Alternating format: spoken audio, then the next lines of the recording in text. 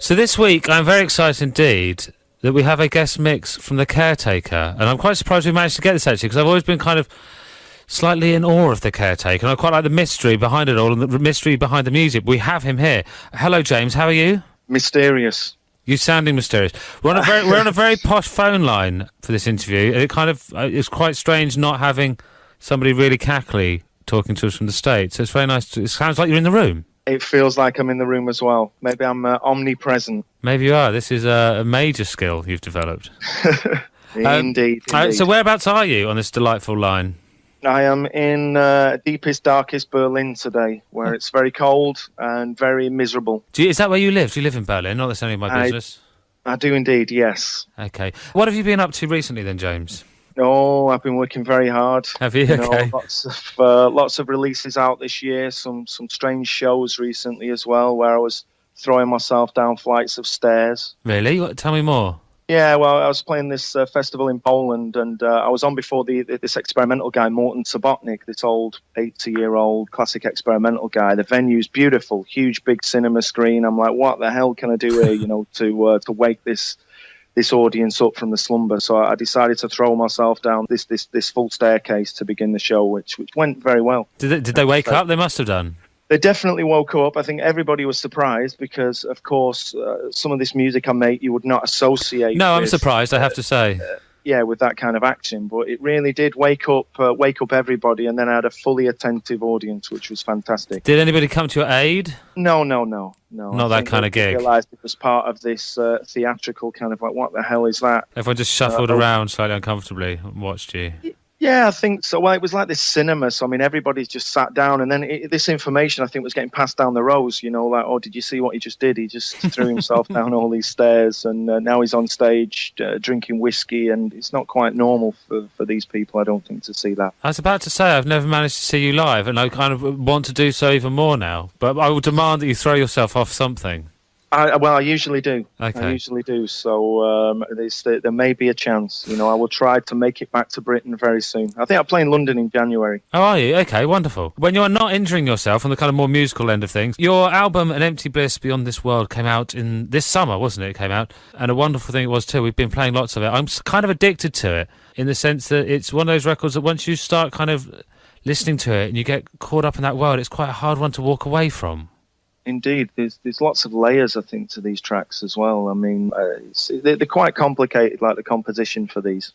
Because despite the fact that they are quite dark and nasty, and there's a slightly kind of horror sound to it. It's bizarrely comforting, and you do kind of end up wanting to sort of stay there for a while. It can kind of work on all those different levels, which is I guess quite difficult these days. It can seem very beautiful on the surface, certain tracks, but then in isolation, but then altogether it can be quite disconcerting. What's next for Caretaker? Are you working on new stuff all the time? Are you quite kind of prolific? You clearly are. I just like working, so I mean, I guess what gets released is the tip of the iceberg almost. But I mean, there's a new album out in December, which is the soundtrack to a film by Grant G. Okay. The film's called Patience After Sebald. It must be. Is this the first soundtrack you've done? It is the first soundtrack I've done. It's actually if you do get a chance to see the film, because I think it will be shown in places soon, then it's very beautiful because you don't really notice the soundtrack, which is what I was aiming for. So it's very unintrusive. Because you have lots of different names that over the years, many names over the years you produced music with. The soundtrack to the film, is it a Caretaker soundtrack, or have you done it through could we expect something like the Caretaker? No, it's definitely a Caretaker soundtrack. Okay. Definitely, and it's quite dark. It's quite a darker release, this one. It was actually recorded before the album, which was released earlier this year. So it's recorded before An Empty Bliss. And obviously, I've read it, and it's quite clear from listening to it that you were kind of quite influenced. I know everyone kind of goes on about it, but like the ballroom in The Shining. So it must be kind of quite nice to be kind of influenced by a soundtrack to kind of full circle and starting to kind of do them yourself. Of course. I mean, I think that scene is a very, very famous scene. It's very, very beautiful that this use of ballroom music, and definitely that was the initial inspiration behind all this work. Another releases of yours, Intrigue and Stuff. Mm-hmm. Great title. What number are we on at the moment? Number 3. Number 3. Is number 3 came out? It's out. It's sold out. I don't know. They just go out and disappear at the moment. Okay, so you're not really keeping track of these things. Yeah, no, that one went out and disappeared. I think there's one more, and then maybe at some point I'll compile all these, but I'm not sure yet. But Okay. I guess that's completely different as well. I mean, it's more electronic, that stuff, which goes back to the stuff I started doing in maybe 1996. Now I'm getting old. Well, it's quite hard to keep track of all your things. I kind of lose it, and then like I'm looking on kind of like various internet sites. So there's another Caretaker album, and you kind of they sort of kind of creep up on you, which I actually quite like. Out of interest, because the kind of the sound is such an old sound, but with a kind of like modern kind of view on it. I was just wondering, like, what kind of music were you brought up on? What you played as a kid? Oh, as a kid from my parents, I don't know. I think they were really into Van Morrison and things like this. So nothing like this whatsoever. Okay. Absolutely nothing like this. More pop music, of course. I mean, I love pop music. And finally, the guest mix that you've done for us, what can we expect from it? I would expect the unexpected. Okay.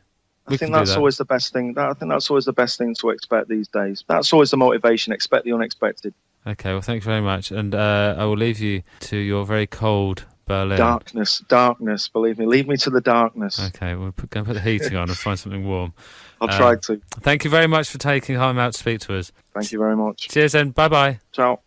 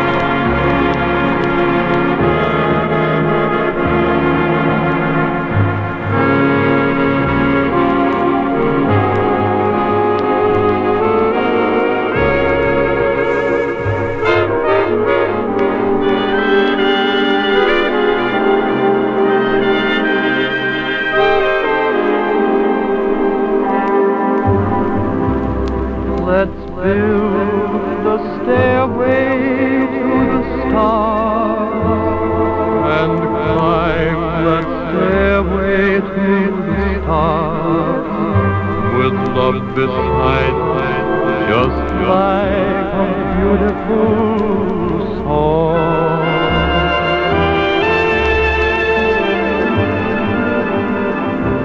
We'll hear the sound of violins out yonder where the blue begins. The moon will guide us as we go drifting along.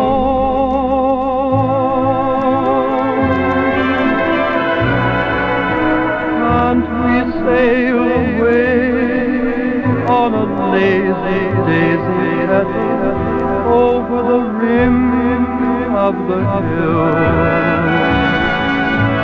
Can't we sail away on a little dream and settle high on the crest of a tree? Let's build a stairway to the stars, a lovely stairway to the stars. It would be heaven to climb to heaven with you.